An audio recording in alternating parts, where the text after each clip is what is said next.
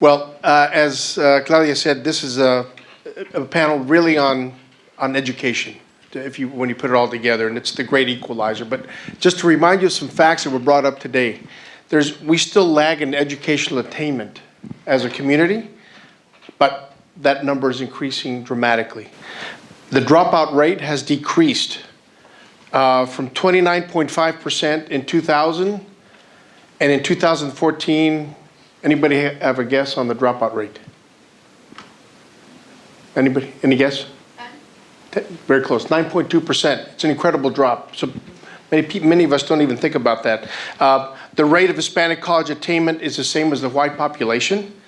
30% of public school students, Latinos, by 2023, we will be the majority. And then 800,000 Latinos turn 18 every year for the next 20 years. That's getting somebody's attention, okay? So why education? Claudia said it is one of the three real strong themes that were voted on at the UN. This panel is comprised of a continuum of education so that you can see whether it's from pre-K through high school to college to post-grad to professional education. So this is a great panel that we have here. The purpose is to identify what interventions are working. We can identify a lot of things that aren't working, right? But let's identify the things that are working and then come to some agreement on the things that we think will be scalable. That's what we want to have as the outcome of this panel. So, I'm going to ask some questions of our panelists, and you can see their pictures up there. But I will just point out, Elda Rojas, she's with Cityscape here in Dallas. It's a private school, goes from pre-K through 8 and scaling up to high school. We also have Evelyn Miares, who's with the University of Houston Clear Lake, but used to work with NASA. Incredible. I feel energy coming here already.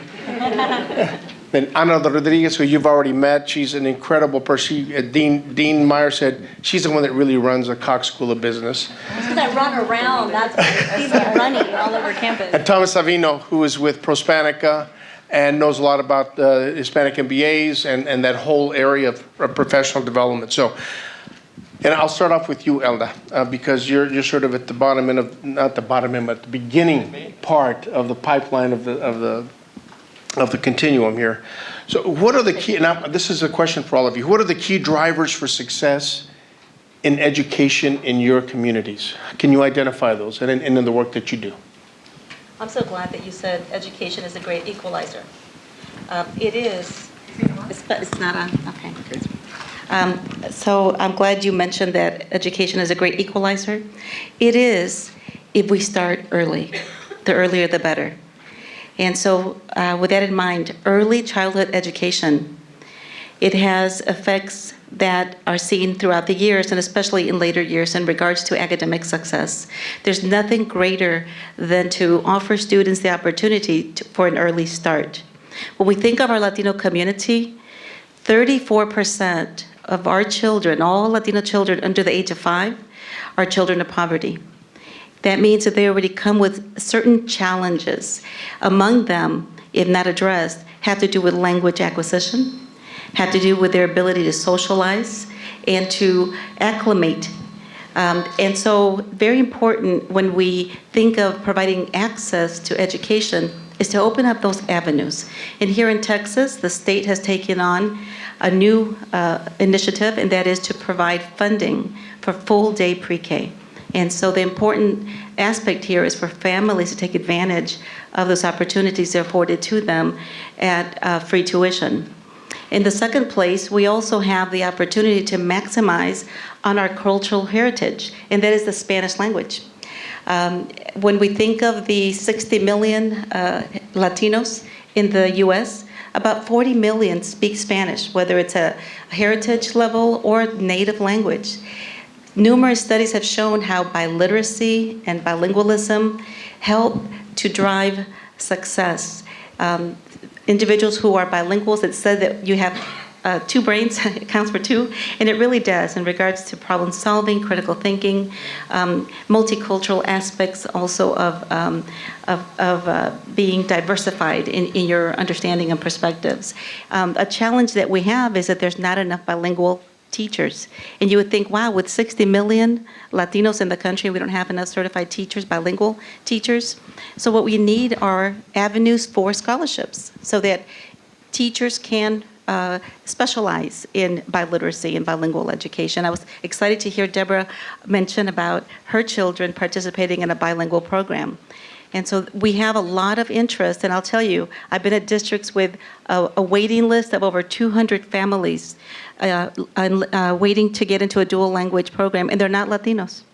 And so why not us maximizing what we already have as a heritage for us, and not only participating, but helping to build that pathway of growing our own within the states. The third aspect, Victor, would be preparing our students not only for college readiness, for college completion as well. Because we have so many that are now able to go into the university, but we find that they're not completing their career path. And so not only helping them get in, but also helping them to understand about scholarships and financial aid and internships so that they can complete their college career. Thank you, Olga. Ana?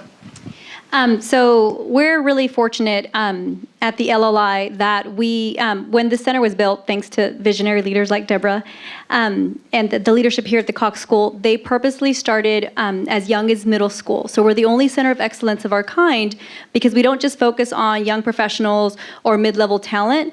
We start as young as middle school. It's a long-term plan.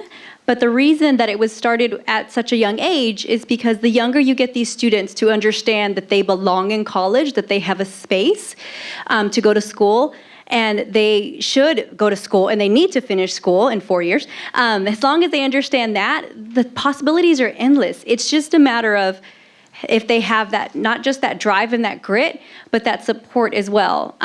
Raise your hand if you're a first or second generation college graduate. See? It works. And that's why it's important for us at all of our different levels, whether it's high school, they come back and they mentor our middle school students, our RLL leaders, our CDP leaders. John, who graduated from our CDP session last year, came back and mentored one of the members of this year's cohort. So it's always about giving back. And it's not just the advice and all the wisdom that's shared. It's more about if you see it, you can be it. And I know Nina talks a lot about that. So for us, it's just the importance of making sure that they feel that they belong, and also just making sure you nurture that grit, because every child has such incredible potential. It's just a matter of what we're doing. And middle school is probably like the worst time. And I know I hated middle school. I got beat up like every day. It was horrible. But at the same time, that's where we really wanted to focus so that way we could help these kids get the self-esteem and the confidence to really nurture their self-confidence. So that way they feel like they're ready for college and that they want to go. Que le echen ganas. Great. Thank you, Ana. Thank you. Go ahead. Evelyn. Hello. Okay. Well, first of all, I just want to say thank you to Claudia. This is pretty memorable. And I'm so thankful to be here and listen to everybody. I represent the University of Houston Clear Lake. We are actually next to NASA, Johnson Space Center, the human space flight. I work there. So we're also a Hispanic serving institution. And that means a lot because I see day and out what it means for families to actually support the students, their kids, into college. And it isn't a struggle. The social, economical barriers and problems that the families have has been a problem. So we support education in our community to maintaining a cost-effective or affordable education through college, and let them know that they can do college. They can do the 4 years, and that is going to be hard because STEM and technology might be complicated, but that they can do it by assigning faculty members and the mentors, people from our community within the Space City area, let's put it that way, that can come and mentor and follow the kids and allow them to have internships that are paid, that will help them to actually support their family. Because that's something else that I see, that sometimes these kids need to support their family, maintain it. So they need paid internships. And that's what we do with great partnerships throughout the community. So those are the the things that I see. Providing a STEM education for the summertime, where they can come into the university and have kind of a beginning of pre-college to see how that feels like. Being connected, obviously, with the space industry is an inspiration for many kids, no matter about what background you have. But many Hispanics that now see me, oh, you're the vice president of the university, they come in and they feel an inspiration. So that's another part of it. How many people can I bring that are mid-level management that are Hispanic, that can see that, where the kids can, reflect from? That's all important. So, I can tell you many things that are working, and also, like we have mentioned, the challenges that we have in terms of the beginning of the education when they're younger, to get us to the point of college where it becomes more serious and they have to put more time, and you need to have the mathematics going and on all the physics going, and sometimes it's difficult because they don't get it in high school, or they missed it because maybe language barriers. I can talk here forever. There are so many things, but that's just what is working in my community. Thank you. Thomas. Thank you, Victor. Hispanic was originally a National Society of Hispanic MBAs. And when we started in 1988, it was a type of intervention, right? It was to get Latinos to look at the MBA programs, right? And we had a couple of hundred by the time I joined. Groups like Prospanica, Alpha, Damian Rivera's up there, CEO of Alpha, SHIP, have been a type of intervention. And we've probably seen between, I'll just mention those three groups, no offense to anyone else, a couple of 100,000 Latinos go through our organizations. I firmly believe events like this, Claudia is absolutely right. It's a time for unity.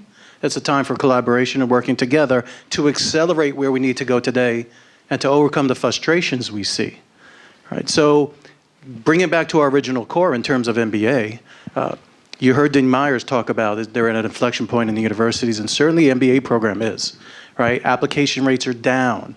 The world's changing in the MBAs. There's more online MBA programs are being shut down, like two-year programs are being shut down. I think this is a wonderful opportunity because the old model restricted us from getting our MBAs. More and more kids are getting a master's instead of the overall MBA. Getting a master's in like data analysis can be cheaper, right? So all the changes going on right now is a great opportunity for Latinos to find ways that suit us to get that advanced degree. I'd say the other thing, you see historically, particularly in Texas, and we'll see where the nation goes, things like affirmative action have helped. We don't do that anymore, but things like the 10%, whatever you call it here in Texas, has helped, but we still need to accelerate. I see schools like SMU, the local chapter in partnership with Alpha just had this room packed 2 or 3 months ago, right, when an event with United Health Group, I believe. And there's no question that a lot of the key partners I work with, our office is here in Dallas. We are nationwide. I live up in Connecticut. We work very closely with the University of Dallas with certificate, very close to University of Texas and University of Texas at San Antonio. So there's no question, particularly in Texas, that a lot of the Texas schools are getting very active in working with organizations like ours and working with our membership to attract Latino students. And so I think that's what we see work. That's what we hear from them. And I think that's a great way of intervention. It's something that's changed. More work to be done. PhD project is trying to get more Latino professors. A very big thing. That would be also very helpful. Great, thank you. I've heard a lot of great ideas of what you think it drives success, and we'll come back to those. But I have a quick question for each of you. And Thomas, we'll start off with you and work our way back. I call it the great equalizer because I do believe that. But do you still see in your interventions and your communications with families, Latino families, do they still see education as an important value to aspire to get? Yeah, absolutely. I think, I don't have data behind this, but I think what I see I grew up in the Bronx my first 30 years. And what I notice is our community is a bit more, we know more. Before they just wanted me to go to college and that's all they knew, right? Now they're interested in what my major might be, right? And, maybe too much underlying, will I make a lot of money from that major, but nevertheless the major. And, I certainly had a strong, and continue to have from my uncles and aunts, I was just talking with a friend here. I just learned about executive PhDs. First thing my uncle said, so you got to go get it. You got to go get it. I'm like, well, hold on a second. You know, I'm a little busy, and it costs a lot of money, but it echoes from my aunts and uncles. And I hear my mother's voice still with me telling me, you should go get that. I'm a little past 50. It's getting a little, late, but nevertheless, they push, and as an early family that left Puerto Rico, education was everything to them, and they were successful because they all got their education, and they continue to give that to the rest of the family. So Victor, can I be real? Can I? Please be real. Okay, be real. All right, so I have permission. So I'm going to give a very different answer than that. I'm a very proud first-generation American, daughter of immigrants. And so my family, while they wanted the best for me, they were quite shocked. In fact, I had to apply to college without my mother knowing because she would not have supported that. So there was a period of time for about 2 years, my first 2 years here at SMU, that my family did not talk to me because they felt that I had abandoned them. So I think that especially here at SMU, we're really focused on helping underrepresented minority students, like I was when I was here, that come from the lowest economic quartile. So for my mom, it was important for her to just continue providing for us. And so it was quite a shock to her when I decided not to go work full-time when I graduated from high school, which was crazy because I went to a college prep. You would think she would have figured it out. But like I said, it was more of the intention and then the reality of it. The reality is that we were dirt poor. So she needed me to go out and work.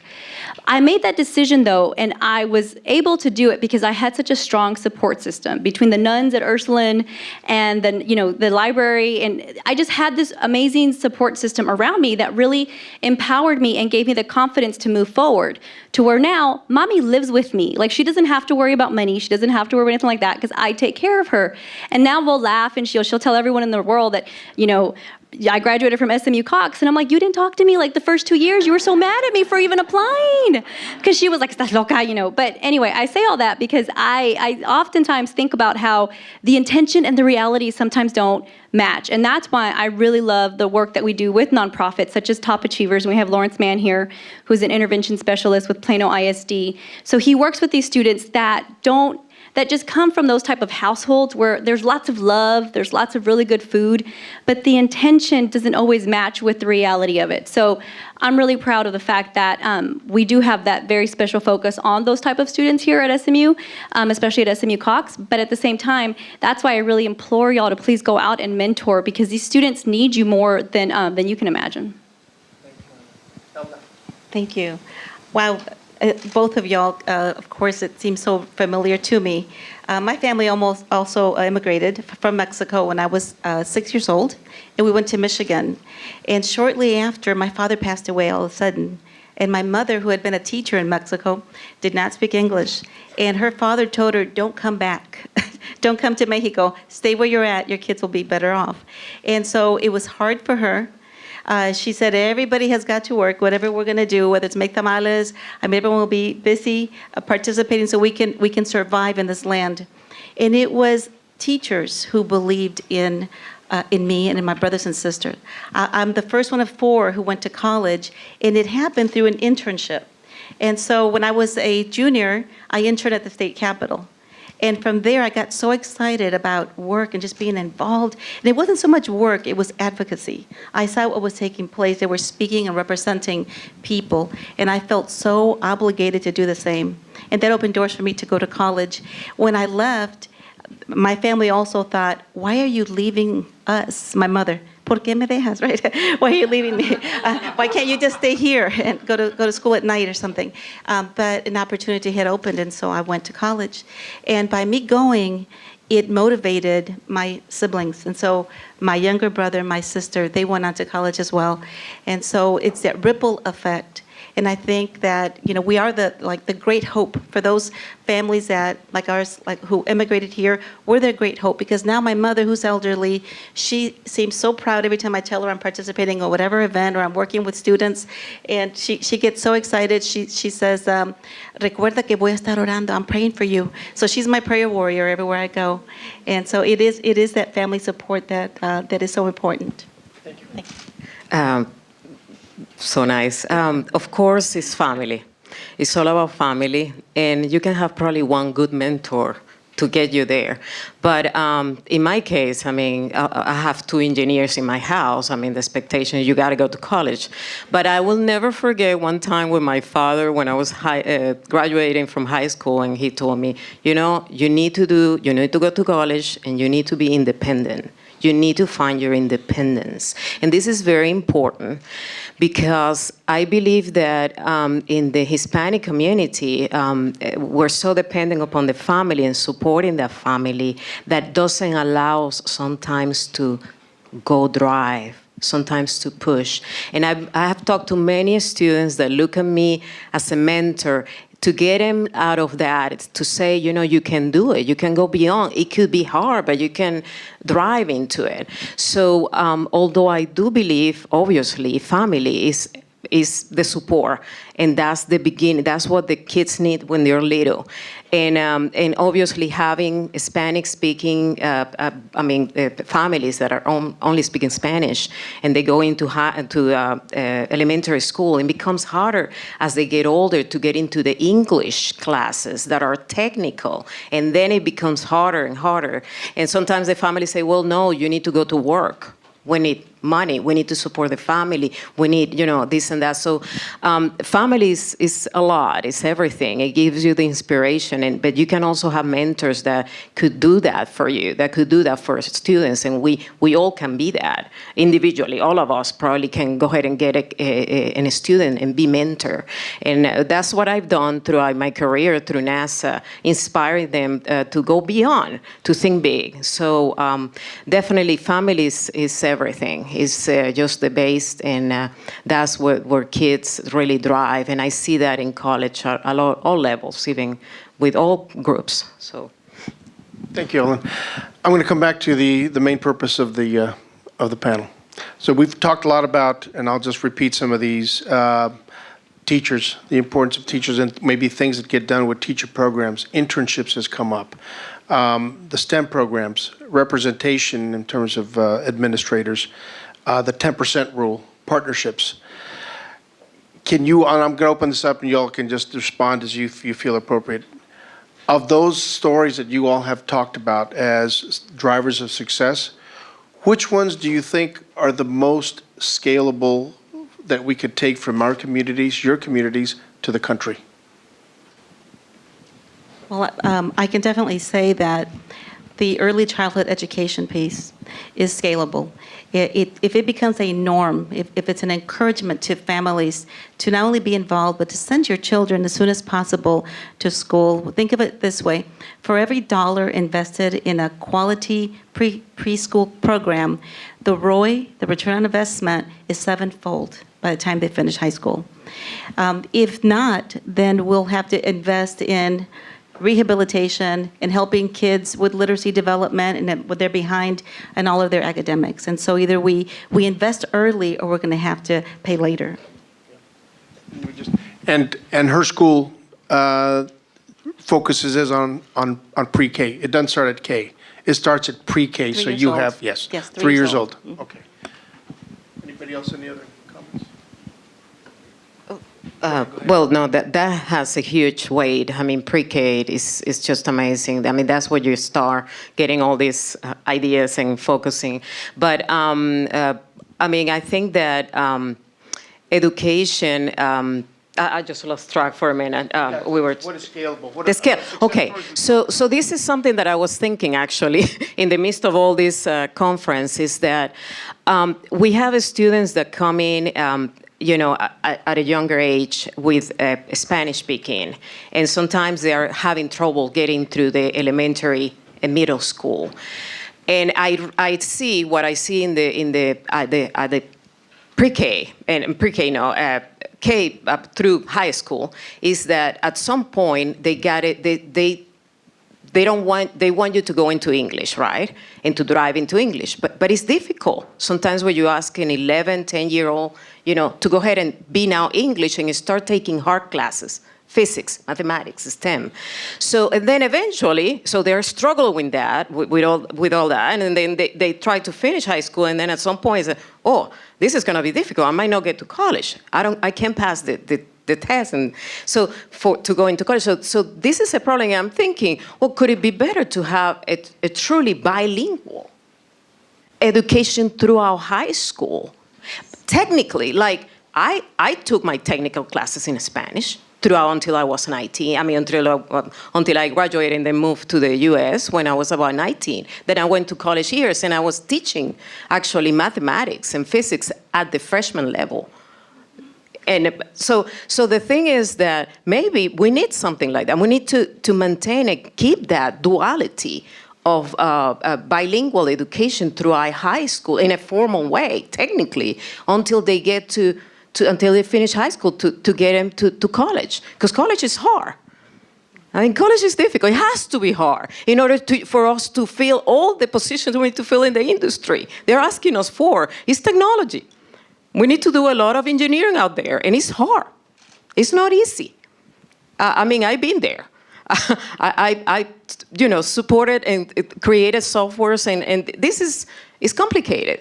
So that's something that I've been thinking is why don't we do something like that formally? And that way you maintain that Spanish speaking. Just a thought. I'm sorry to jump in, but can I say something in that regard?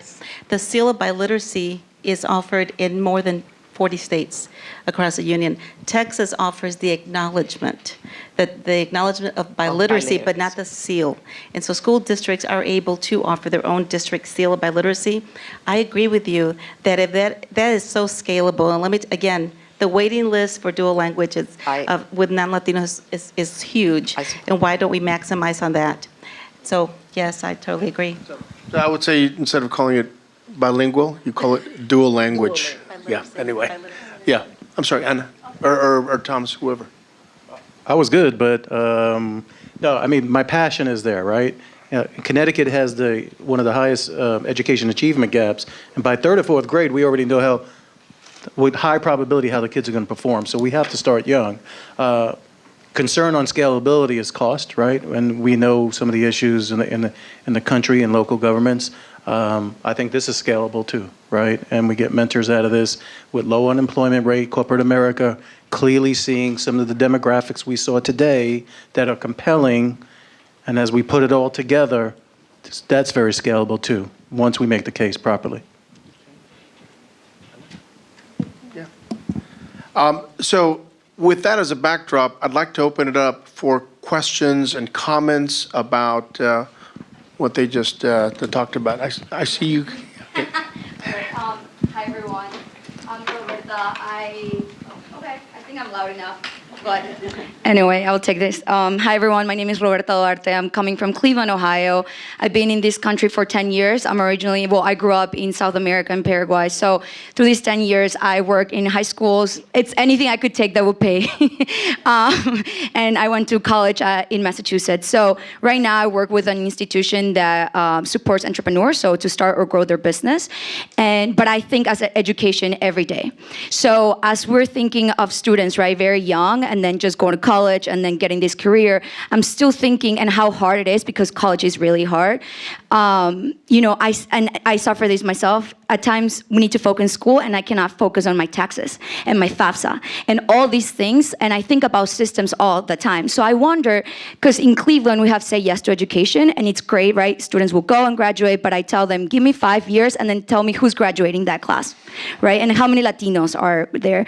So I was wondering, in this ecosystem, right, or where you guys, participate, what are we doing to support that, right? If it's just the student or the parents, because that's very critical for them to continue their education.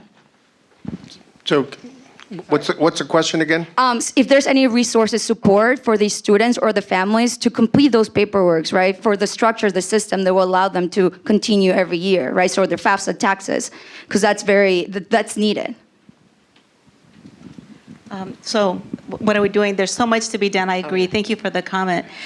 It does take a collective process for there to be impact, isn't there? Doesn't it? we need partnerships. I want to highlight programs like the IDQ, I Don't Quit organization with Mateo Magdalena, who's here with us, who goes to school districts and partners with us, with those in the field, in equipping students to prepare for college and career readiness, opening pipelines of internships, helping them get involved in issues to action, and to go outside their comfort zone. Because here's what happens. Students are sheltered in a school setting, right? And where's that connectivity with the greater world? How can we talk about real world connections, but unless we have people such as Ana Rodriguez, who is helping also to bring students, and we have brought students here several occasions with various school districts, thanks to her efforts, where they have been able to participate here on campus and to see the reality that this can be something for them as well.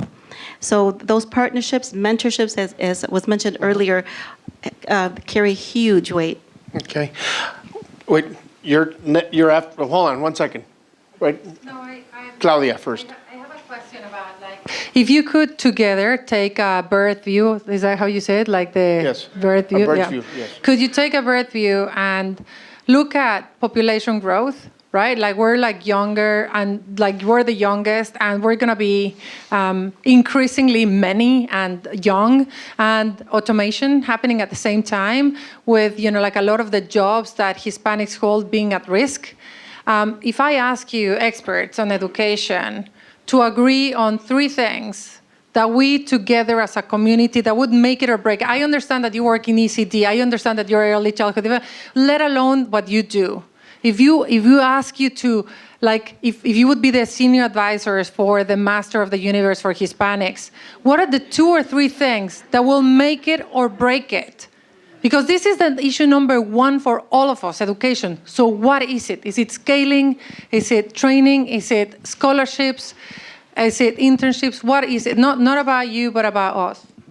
I would say early childhood education is critical. Yes. It is one of the best tools that we have to help exactly what you're saying, Claudia, the fact that our median age for our population is 18. I mean, that's huge considering that, I mean, some of the other groups, it's like in their 50s. And so early childhood education is such a huge resource. And again, with my center, the youngest we go is middle school, but I'm such a big supporter of early childhood education because I know that's what's going to help combat some of this income disparity that we have. No, I agree. I think that, and affordability for many of the families. So that's number 1. Is there a number 2? Bilingual education. Bilingual, yeah, bilingual education. No. Dual I mean, language. supporting, Literacy. yes. No, I do think training and support services for family, bilingual, is very important. I think, let's face facts, both my sons are in college right now. The process wasn't easy for me, and I have an MBA in finance, right? FAFSA was a nightmare. So no offense to any FAFSA people here, by the way. So let alone those, I remember when I went, like many of us first year, out of the Bronx, I had no help. It was torture, and that's with being an athlete. So if we could have consulting to family all along the way, from young age all the way through college consistently, I think we would have big impact, because some families just don't know they don't even know what they don't know. So advising on FAFSA. Absolutely. Okay, and I also heard internships as a real breakthrough for students. So I took that as one that was really important. So I don't know what you all think about that.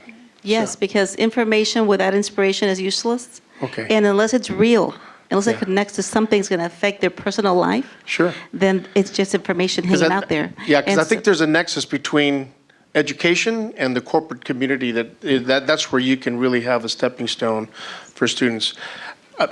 So, I'm sorry, sir. Yes, no problem. Good afternoon. My name is Dr. Jaime Gonzalez. I live on the west side of the Metroplex. I live in Fort Worth.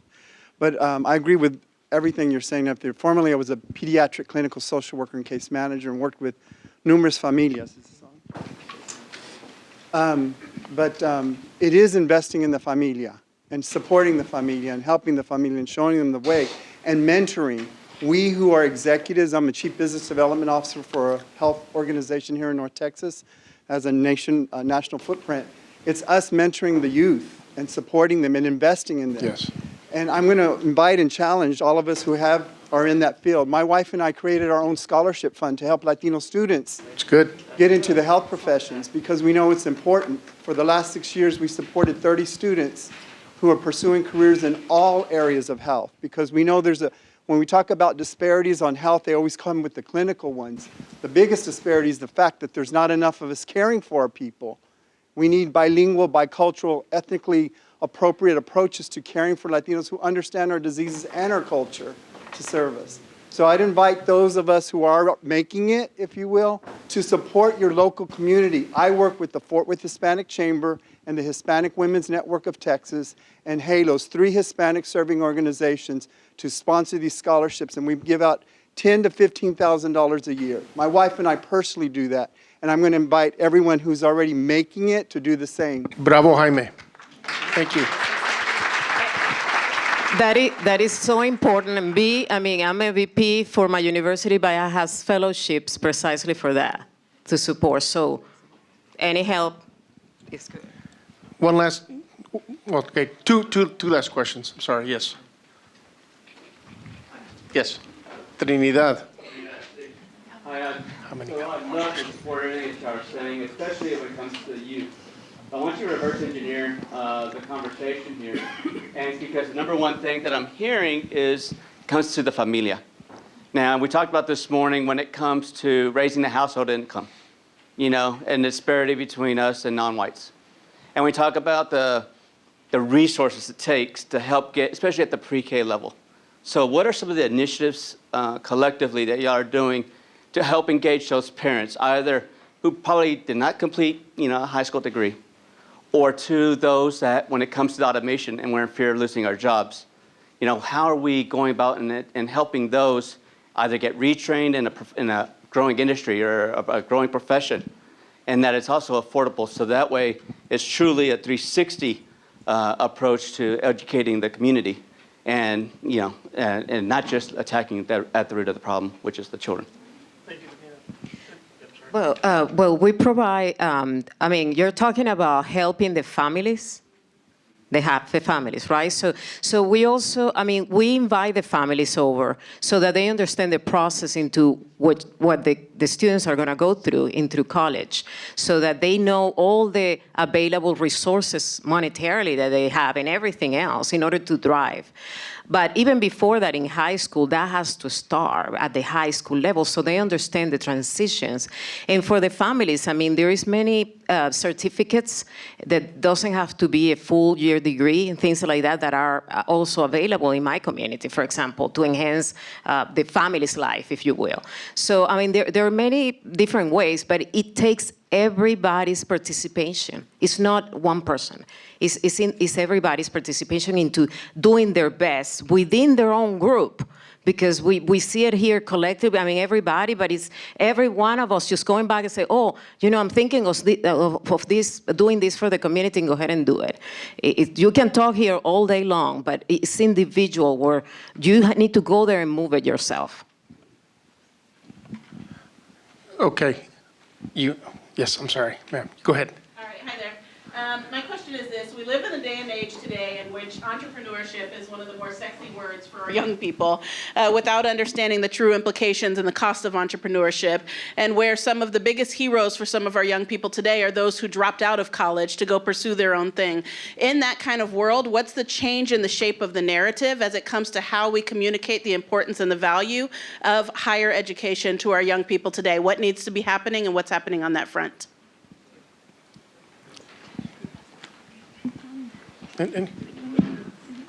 Okay. What I can say about that, and I talk to many students that come with those ideas, because I have a lot of them, and it's fun, is that at the end of the day, in order to run a business, you need to know what's going on. You need to understand your business, details, to understand some mathematics. You need to learn. Knowledge is power. period. So no matter what they say, I mean, at the end of the day, and you can see it in very famous people out there that go and they made it and they're multimillionaires, but at the end of the day, they go back to having education for many reasons. But the fact is that you do need formal education. You need those bases. It will make you stronger. I do believe so, sincerely. There are many levels, but education is power. Knowledge is power. So I tell them, yes, it's great. You can have great ideas, but if you have that extra education and or knowledge into the area you're going to, will make you more succeed for longer. Because that's the other thing. Many people succeed and drop quickly. How do you succeed for a longer period of time? My only comment is that I think there's more and more institutions of higher ed that are implementing formal entrepreneurship classes. So for example, we have a professor of entrepreneurship at New Mexico State University, Beto Payares, who's here. And that's a Hispanic serving institution too. So, I mean, there are formal classes on what you think about to become entrepreneurship, including a lot of the things that Evelyn just said. So, yeah, I'm sorry. Yes, right there. Yeah. As far as mentoring, I'm just curious, is there an ideal age to start? Like what might be too young, too old? Just in your opinion? To start mentoring? To start mentoring, is there like an ideal age? And then resources, how do we find kids to mentor? So we focus on middle school because it's such a critical time. Traditionally in elementary schools, there is a very nurturing environment and there's lots of support and a lot of parents that are very involved. And then for some reason in middle school, it's like these kids they just get dropped. And so that's what we focus on middle school, and it's really worked out. It's a lot easier to convince a middle school 7th grader to go to college than a senior in high school. It's almost too late.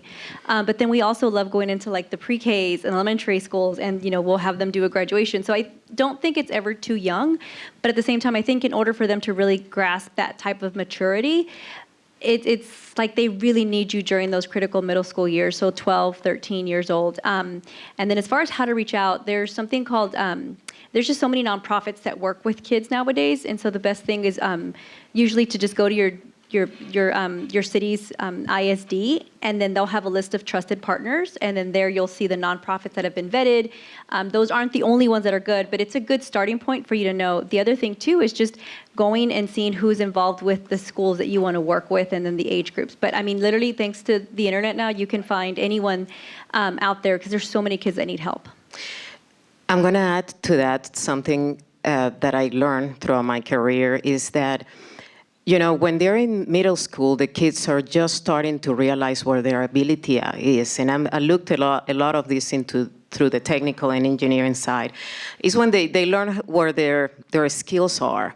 That's a great time for mentoring, if anything. Later on in high school, they become very social. So we lose that track, and I have to go back and say, hey, do you know, are you studying? Are you doing this? And then obviously when you get to college, what happened? We get political. So if we go back to middle school and hit them there, where they're in that transition time of everything that is going on, physically, mentally, I think we're gonna be more successful. So go ahead and mentor middle school kids. Okay, I think we have to cut it off. I just want to thank our panelists again. Please give them a round of applause.